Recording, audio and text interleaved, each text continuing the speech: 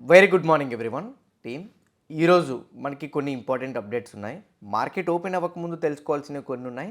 ఈరోజు మార్కెట్ అవర్స్లో ఇంపాక్ట్ పడే స్టాక్స్ కూడా కొన్ని ఉన్నాయి. Same time market hours close అయిపోయిన తర్వాత కూడా ఒక ఇంపార్టెంట్ న్యూస్ అప్డేట్ ఉంది. ఇవన్నీ కూడా మనం తెలుసుకుందాం.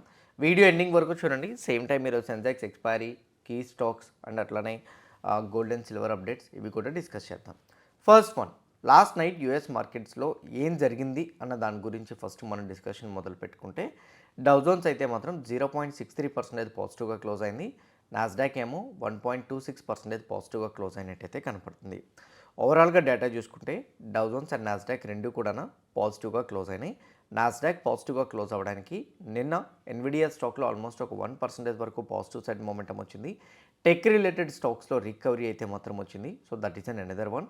అండ్ నెక్స్ట్ వన్ ఇంకోటి ఏంటంటే, నిన్న యూఎస్ మార్కెట్స్లోని మేజర్గా అంటే యాక్సాన్ అనే కంపెనీ అయితే మాత్రం ఎస్టిమేటెడ్ నెంబర్స్ని బీట్అవుట్ చేసి వచ్చినాయి. అలానే ఎన్విడియా ఎర్నింగ్స్ అయితే మాత్రం కొంచెం పాజిటివ్గా వచ్చినట్టు కనపడుతున్నాయి. సో దానివల్ల నిన్న నాస్డాక్ 1.26% పాజిటివ్గా మూవ్ అయితే డౌ జోన్స్ 0.6% హయ్యర్ సైడ్ అయితే మూవ్ అయింది. యూఎస్ మార్కెట్స్కి ఇంకొక ఇంపార్టెంట్ న్యూస్ కూడా ఉంది. అదే మన మార్కెట్స్కి కూడా ఈరోజు మన మార్కెట్స్ క్లోజ్ అయిపోయిన తర్వాత రాబోతున్నది. ఈరోజు ఈవినింగ్ వచ్చేసరికి ట్రంప్ అయితే మాత్రం ఇరాన్ యొక్క ప్రెసిడెంట్ని మళ్ళీ మీట్ అవ్వబోతున్నారు. అండ్ జెనీవాలోనే మీట్ అవుతున్నారు. జెనీవా స్విట్జర్లాండ్లో ఉంది. సో ఈ స్విట్జర్లాండ్లో ఈరోజు ఈవినింగ్ మీట్ అయ్యే దాంట్లో ఎలాంటి కైండ్ ఆఫ్ డిస్కషన్ జరుగుతాయనేది ఇంపార్టెంట్. బేసిక్గా నాకు తెలిసినంత వరకు పాజిటివ్ డెవలప్మెంట్స్ కనబడదు, న్యూట్రల్గా ఉంటుంది అనుకుంటున్నాను. బట్ కాకపోతే ఎనీహౌ ఒక న్యూస్ అప్డేట్ని అండ్ దట్టు అది కూడా ట్రంప్ న్యూస్ అయితే మాత్రం ఎవరు అంత ఈజీగా అనలైజ్ చేయలేరు కాబట్టి సో మోస్ట్లీ ఈవినింగ్ ఏమైనా జరగచ్చు. ఎవరైనా పొజిషన్స్ని క్యారీ ఫార్వర్డ్ చేద్దామనే ప్లానింగ్లో ఉంటే మాత్రం క్యారీ ఫార్వర్డ్ చేయొద్దు. దిస్ ద ఇంపార్టెంట్ న్యూస్ మీరు కంపల్సరీగా తెలుసుకోవాల్సింది. ఇది గోల్డ్ అండ్ సిల్వర్ పైన, బిట్ కాయిన్ పైన, క్రూడ్ ఆయిల్ మీద హెవీగా ఇంపాక్ట్ చేస్తుంది. ఒకవేళ కానీ డీల్ జరగకపోతే మళ్ళీ క్రూడ్లో స్పైక్ అప్ సైడ్ మూమెంటం చూసే ప్రాబబిలిటీస్ అయితే మాత్రం ఉంటాయి. Because tensions geo political tension start అయినప్పుడు మేజర్గా ఇరాన్తో స్టార్ట్ అయితే మాత్రం స్ట్రైట్ ఆఫ్ హార్మోజ్ని వాళ్ళు బ్లాక్ చేయడానికి అవకాశాలు ఎక్కువ ఉంటాయి కాబట్టి క్రూడ్ ప్రైస్ పెరిగిపోతుంది. క్రూడ్లో ఎవరైనా ఓవర్ నైట్ పొజిషన్స్ ఫ్యూచర్స్లో ఎంసీఎక్స్లో ఫ్యూచర్స్లో ఎవరైనా పొజిషన్స్ క్యారీ ఫార్వర్డ్ చేస్తే కాషియస్గా ఉండండి. గోల్డ్ అండ్ సిల్వర్లో కూడా షార్ట్ పొజిషన్స్ క్యారీ ఫార్వర్డ్ చేస్తుంటే మాత్రం కొంచెం కాషియస్గా అయితే మాత్రం ఉండండి. So this is an another update. So Trump పరంగా అయితే మాత్రం ఈ ఇంపార్టెంట్ అప్డేట్ని అయితే మాత్రం మిస్ అవ్వద్దు. First one. నెక్స్ట్ వన్ వచ్చేసరికి అదే మన ఈవినింగ్ పొజిషన్స్ క్యారీ ఫార్వర్డ్ చేయకుండా ఉండడానికి కూడా. నెక్స్ట్ యూరోపియన్ మార్కెట్స్ అయితే మాత్రం almost majority of the European markets అన్నీ కూడా పాజిటివ్గా క్లోజ్ అయినాయి. So now coming to the point. Next one ఇక్కడ చూడండి, Asian markets. Majority of the Asian మార్కెట్స్లో Japan market ASX SNP ASX 200 రెండు కూడా పాజిటివ్లో ట్రేడ్ అవుతున్నాయి. చైనా మార్కెట్స్ మాత్రం నెగిటివ్లో ట్రేడ్ అవుతున్నాయి. సో మేజర్గా ఏషియన్ మార్కెట్స్ ఓవరాల్గా చూసుకుంటే మాత్రం మిక్స్డ్లో ట్రేడ్ అవుతున్నాయని మనకు కనపడుతుంది. ఇండెక్స్ ఫ్యూచర్స్లోకి వెళ్ళి చూస్తే అంటే డవ్ ఫ్యూచర్స్, నాస్డాక్ ఫ్యూచర్స్ పరంగా చూస్తే డవ్ ఫ్యూచర్స్ -55, నాస్డాక్ ఫ్యూచర్స్ -60లో ట్రేడ్ అవుతుంది. అక్కడ ఇండెక్స్ క్లోజ్ అయిన దాంట్లో more than 50% futures negative side turn అయితే అప్పుడు మనకి నెగిటివ్ సైడ్ వచ్చే ఛాన్సెస్ అయితే మాత్రం ఉంటుంది గిఫ్ట్ నిఫ్టీ. బట్ అట్లా జరగలేదు కాబట్టి గిఫ్ట్ నిఫ్టీ అయితే మాత్రం 25,684 దగ్గర చూపెడుతుంది. అంటే ఎస్టర్డే నిఫ్టీ ఫిఫ్టీ క్లోజింగ్ ప్రైస్కి డిఫరెన్షియేషన్ చూసుకుంటే 60 పాయింట్స్ వరకు గ్యాప్ అప్ ఓపెనింగ్ అయితే మాత్రం కనపడుతుంది. ఇట్లాంటి టైంలో ఏడియర్స్ కన్ఫర్మేషన్ ఒకసారి తీసుకుంటే కన్విక్షన్ కొంచెం మారుతుంది. సో దాని ప్రకారంగా చూస్తే Infosys 3%, Wipro 2.8% up side move అయింది. హెచ్డిఎఫ్సి బ్యాంక్ 0.26, ఐసిఐసిఐ బ్యాంక్ ఏమో 0.68% హయ్యర్ సైడ్ అయితే మాత్రం మూవ్ అవ్వడం మనం చూసాం. బేసిక్గా ఇన్ఫోసిస్ అండ్ విప్రో పాజిటివ్గా మూవ్ అవ్వడానికి ఒక రీజన్ అయితే మాత్రం ఉంది. అదేంటంటే నిన్న ఆర్బీఐ వాళ్ళు ఇచ్చిన అప్డేట్స్ ప్రకారంగా మోస్ట్లీ ఇండస్ట్రియల్ ఎర్నింగ్స్ లాస్ట్ 9 మంత్స్లో చెక్ చేసుకుంటే ఐటీ కంపెనీస్ యొక్క ఎర్నింగ్స్ స్లోగా ఇంప్రూవ్ అవుతున్నాయని అప్డేట్ అయితే మాత్రం ఉంది. సో ఐటీ కంపెనీస్లో కరెక్షన్ వచ్చినా కానీ ఐటీ కంపెనీస్ మీద పాజిటివ్గా స్టేట్మెంట్స్ కనిపించడంతో అంటే ఎర్నింగ్స్ ఇంప్రూవ్ అయినాయి. అండ్ అలానే టీసీఎస్ సీఈఓ అయితే మాత్రం నిన్న మన మార్కెట్ క్లోజ్ అయిన తర్వాత ఇంటర్వ్యూలో చెప్పిండు అతను. సో ద్వారా మాకు రెవెన్యూ తగ్గినా పెద్దగా నష్టం ఏం లేదు అని చెప్పి. సో ఇలాంటి పాజిటివ్ స్టేట్మెంట్స్ కనిపించడం, ఇలాంటి టఫ్ సిచ్యువేషన్స్లో కూడా మార్జిన్స్ డిక్లైన్ అవుతున్న టైంలో కూడా సో వీళ్ళకి ఎర్నింగ్స్లో 11% గ్రోత్ చూపించడం, ఇవన్నీ కూడా ఐటీ స్టాక్స్కి కొంచెం పాజిటివ్ కాబట్టి రీకవరీ అనేది మొదలవుతుందేమో అనేది నా ఒపీనియన్. ఇంకో పక్క నాస్డాక్ కూడా సపోర్ట్ చేయడంతో మేబీ మన ఏడియర్స్లో పాజిటివ్ సైడ్ మొమెంటం అయితే మాత్రం కనిపించవచ్చు. సో ఇక్కడి వరకు మనం గ్లోబల్ మార్కెట్స్, మన మార్కెట్ క్లోజ్ అయిన తర్వాత ఉన్న ఇంపార్టెంట్ అప్డేట్ గురించి మాట్లాడుకున్నాం. ఇప్పుడు మన ఇండియన్ మార్కెట్స్కి ఉన్న అప్డేట్స్ గురించి ఒక్కొక్కటి డిస్కస్ చేద్దాం. ఫస్ట్ వన్, ఇండియన్ రూపీ అయితే 90.927 దగ్గర అయితే మాత్రం ట్రేడ్ అవుతుంది. సో రూపీ వచ్చేసరికి స్టిల్ ఇప్పటికీ కూడా ఆల్ టైమ్ హై దగ్గరలోనే ట్రేడ్ అవుతుంది కాబట్టి సో ఎఫ్ఐఎస్ యొక్క వాలటాలిటీ కంటిన్యూ అవుతుంది. సో నౌ ఇక్కడ మీరు చూస్తే 2,991 crores నిన్న ఎఫ్ఐఐ బై చేశారు. డిఐ 5,118 crores మార్కెట్లో బై చేయడం జరిగింది. ఇద్దరు కూడా నిన్న బయింగ్ సైడ్ ఉండడానికి కారణం ఏంటంటే ఎస్టర్డే కొన్ని బ్లాక్ డీల్స్ జరిగినాయి, block deals and bulk deals. And even మీరు ఇక్కడ చూస్తే స్పైస్ జెట్లో జరిగింది, ఆదిత్య ఇన్ఫోటెక్లో జరిగింది, అండ్ ఈవెన్ డిక్సాన్ టెక్నాలజీస్లో కూడా కొన్ని జరిగినాయి. సో ఇట్లా కొన్ని కంపెనీస్లో అయితే మాత్రం బ్లాక్ అండ్ బల్క్ డీల్స్ జరిగినాయి. సో మేబీ దానివల్ల ఎఫ్ఐఐ యాక్టివిటీ చేంజ్ అయ్యి ఉండొచ్చేమో అనేది నా ఒపీనియన్. నా ఎస్టర్డే మంత్లీ ఎక్స్పైరీ అవ్వడంతో ఎఫ్ఐఐ అండ్ ప్రొపరేటరీ ట్రేడర్స్ పొజిషన్స్ని ఎట్లా బిల్డ్ చేశారన్న దాని గురించి మనం చూసుకునేటప్పుడు ఇక్కడ క్లియర్గా చూడండి. 1 lakh పొజిషన్స్ ఎఫ్ఐఎస్ అయితే మాత్రం నెగిటివ్ సైడ్ అయితే మాత్రం బిల్డ్ చేసి పెట్టుకున్నారు. అండ్ ప్రొపరేటరీ ట్రేడర్స్ అయితే మాత్రం 30,000 పొజిషన్స్ బిల్డ్ చేసి పెట్టుకున్నారు. నిన్న ఎఫ్ఐఎస్ అయితే మాత్రం ఈ 1 lakh నెగిటివ్ పొజిషన్స్లో 1590 పొజిషన్స్ కొంచెం ఎగ్జిట్ అయ్యారు. కానీ ఇప్పటికీ కూడా 80% పొజిషన్స్ ఇప్పటికీ కూడా షార్ట్ సైడ్ వాళ్ళు ఉన్నాయి. అండ్ ప్రొపరేటరీ ట్రేడర్స్ అయితే మాత్రం ఆల్మోస్ట్ ఇక్కడ చూస్తే 30,000 పొజిషన్స్, నిన్న ఒక్కరోజు 28,000 positions option side positions build చేశారు. సో నెంబర్స్ ప్రకారంగా చూసుకుంటే ఎఫ్ఐఐ ఇప్పటికీ సెల్లింగ్ సైడే ఉన్నారు. So anything market positive side ఒకేసారి మొమెంటం ఇస్తుంటే, అంటే మీకు ఎట్లా చెప్పాలంటే ఎప్పుడైనా గుర్తుపెట్టుకోండి, FII index futures side positions కానీ ఎక్కువగా క్యారీ చేస్తుంటే మార్కెట్ వాళ్ళకి అగెన్స్ట్గా వెళ్తునేటప్పుడు సడన్గా వాళ్ళ డైరెక్షన్కి తెచ్చుకుంటారు.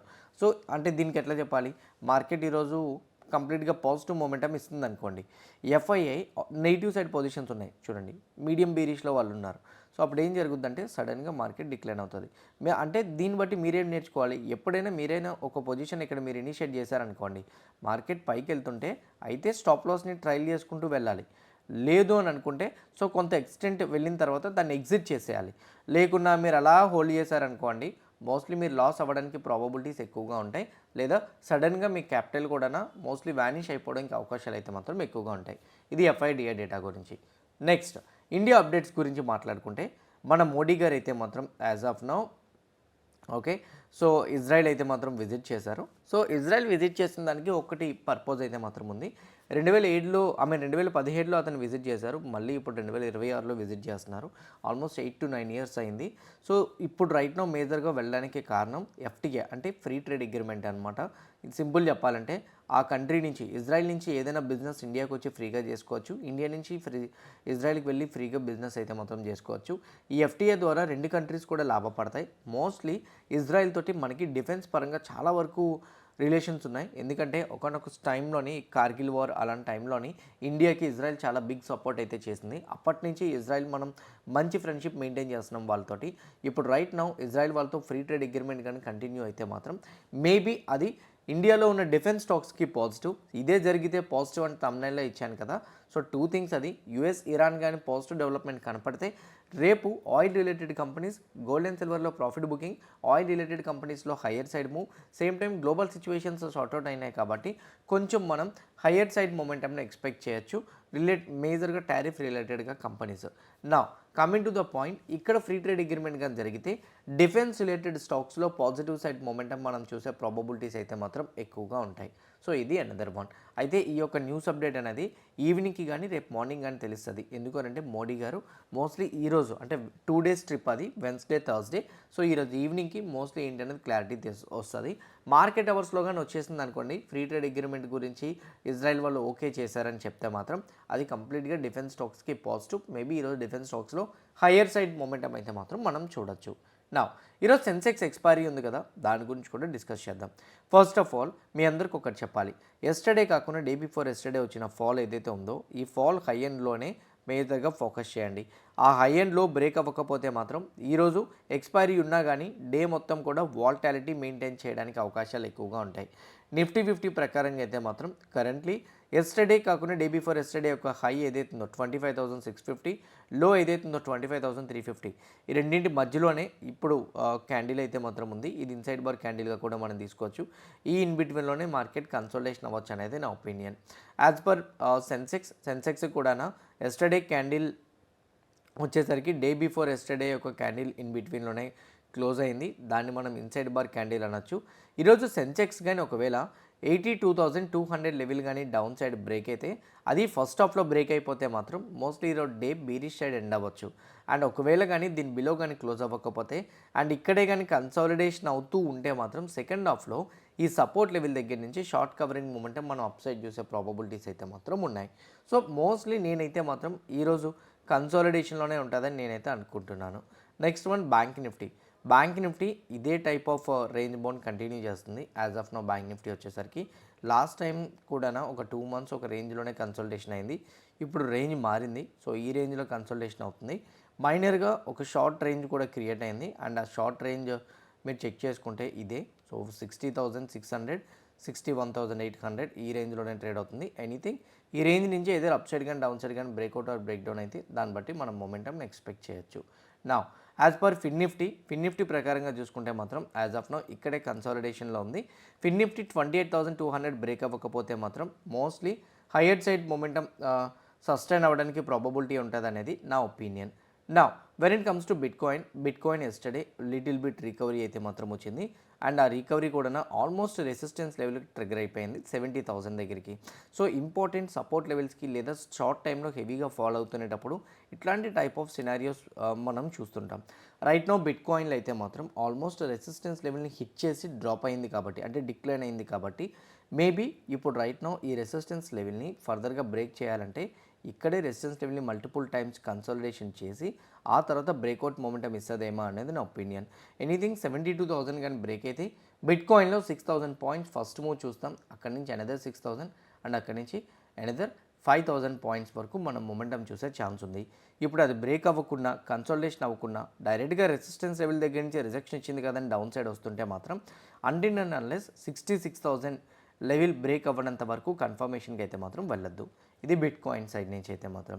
ఇంకోటి బిట్కాయిన్లో మీరు యాక్టివ్గా ట్రేడ్ చేద్దాం అనుకున్నా ఇన్వెస్ట్మెంట్ చేద్దాం అనుకున్నా కింద కామెంట్ బాక్స్లో డెల్టా ఎక్స్చేంజ్ రిఫరల్ లింక్ ఇచ్చాను. ఆ లింక్ క్లిక్ చేసి మీరు అకౌంట్ అయితే ఓపెన్ చేసుకోవచ్చు. ఇంపార్టెంట్ స్టాక్స్ ఉన్నాయి, వాటి గురించి మాట్లాడదాం. ఫస్ట్ వన్ హెచ్ఎస్బీసీ వాళ్ళు మహీంద్రా మీద బై టార్గెట్ ఇస్తూ 4,150కి అయితే మాత్రం ప్రైస్ని ఇంక్రీజ్ చేసుకున్నారు వాళ్ళ టార్గెట్ ప్రైస్ని. మేబీ ఇది మహీంద్రాని పాజిటివ్గా ఇంపాక్ట్ చేసే ఛాన్స్ అయితే మాత్రం ఉంది. ఆన్ ద అదర్ సైడ్ ఈరోజు వార్ ఎనర్జీస్ మీద ప్రీమియర్ ఎనర్జీస్ మీద ఒక అప్డేట్ అయితే మాత్రం ఉంది.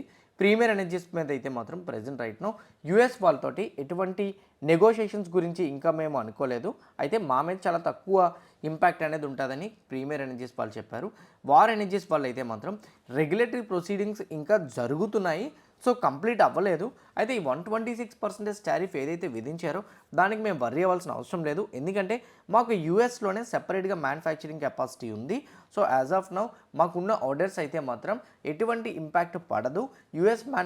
యూఎస్లోనే మా మ్యానుఫ్యాక్చరింగ్ యూనిట్స్ ఉన్నాయి కాబట్టి లోకల్ యూనిట్స్ మీద టారిఫ్స్ ఉండవు కాబట్టి మా బిజినెస్ యథావిధిగా కంటిన్యూ అవుతుంది. ఎక్కడ కూడా ఫినాన్షియల్ ఇంపాక్ట్ పడదని వార్ ఎనర్జీస్ వాళ్ళు అయితే చెప్తున్నారు. ఇది మేబీ నిన్న హెవీగా ఇవి నెగిటివ్ సైడ్ రియాక్ట్ అయినాయి కాబట్టి ఇవి మేబీ పాజిటివ్ సైడ్ వీటికి ఈరోజు షార్ట్ కవరింగ్ అవ్వడానికి హెల్ప్ అయ్యే ప్రాబబిలిటీస్ అయితే మాత్రం ఉన్నాయి. ఆదాని గ్రీన్ ఎనర్జీ కంపెనీకి అయితే మాత్రం Adani renewable energy middle east అనే సబ్సిడరీ కంపెనీని అయితే మాత్రం క్రియేట్ చేశారు. సబ్సిడరీ కంపెనీస్ని క్రియేట్ చేసినప్పుడు మోస్ట్లీ ఎక్కువగా బ్రాంచెస్ క్రియేట్ అవుతుంటాయి. సో దానివల్ల వీళ్ళకి కాన్సన్ట్రేషన్ రిస్క్ తగ్గే ప్రాబబిలిటీస్ అయితే మాత్రం ఉంటుంది. అలానే రిలయన్స్ ఇండస్ట్రీస్ కంపెనీకి ఇంకో అప్డేట్ కూడా ఉంది. అదేంటంటే present right now Reliance Industries కంపెనీలో రిలయన్స్ ఎంటర్ప్రైజ్ ఇంటెలిజెన్స్ అనే కంపెనీకి ఏదైతే ఉందో ఆ కంపెనీకి 597 crores వర్తున్న షేర్స్ అయితే మాత్రం ఆల్మోస్ట్ ఫేస్బుక్ వాళ్ళు అయితే మాత్రం పర్చేస్ చేయడం అయితే మాత్రం జరిగింది. అండ్ అలానే ఆర్బీఎల్ బ్యాంక్ ఒక గుడ్ న్యూస్ ఉంది. ఎస్బీఐ మ్యూచువల్ ఫండ్ వాళ్ళకి ఆర్బీఐ దగ్గర నుంచి అప్రూవల్ వచ్చింది ఈ కంపెనీ మీద 9.99% స్టేక్ని ఇంక్రీజ్ చేసుకోవడానికి. మేబీ ఆర్బీఎల్ బ్యాంక్ ఈరోజు పాజిటివ్ సైడ్ మొమెంటం కనిపించే ప్రాబబిలిటీస్ అయితే మాత్రం ఉన్నాయి. సో ఇవి మేజర్గా ఉన్న అప్డేట్స్ అయితే మాత్రం. ఇంకోటి ఏంటంటే లుపిన్ కంపెనీకి మహారాష్ట్ర జిఎస్టీ డిపార్ట్మెంట్ వాళ్ళు అయితే మాత్రం ఈరోజు ఆ లుపిన్ కంపెనీ మీద అయితే మాత్రం సెర్చ్ ఆపరేషన్స్ చేశారు. బట్ క్లియర్ కట్గా ఏం జరిగింది అనేది ఇంకా తెలియదు. తెలిసినప్పుడు లుపిన్ స్టాక్లో మేబీ ఏం జరగలేదంటే పాజిటివ్ సైడ్, జరిగిందంటే నెగిటివ్ సైడ్ చూసే ఛాన్స్ అయితే మాత్రం ఉంది. సో ఇవి మేజర్గా ఉన్న అప్డేట్స్. ఇంకేమైనా ఉంటే ఈవినింగ్ పోస్ట్ మార్కెట్ అనాలిసిస్లో నేను మీకు డెఫినెట్గా చెప్తాను. చేసిన అనాలిసిస్, కవర్ చేసిన న్యూస్ అప్డేట్స్ ఎవ్రీథింగ్ హెల్ప్ అయింది అనుకుంటే వీడియోని లైక్ చేయండి. ఛానల్ ఇంకా సబ్స్క్రైబ్ చేసుకోకుండా వీడియో చూస్తూ ఉంటే ఛానల్ కూడా సబ్స్క్రైబ్ చేసుకోండి. ఇదే వీడియో మీ ఫ్రెండ్స్ ఆర్ మీ రిలేటివ్ షేర్ చేస్తే హెల్ప్ అవుతుంది అనుకుంటే వాళ్ళు కూడా షేర్ చేయండి. See you all today evening at 5 PM in post market analysis. All the best everyone. Bye bye.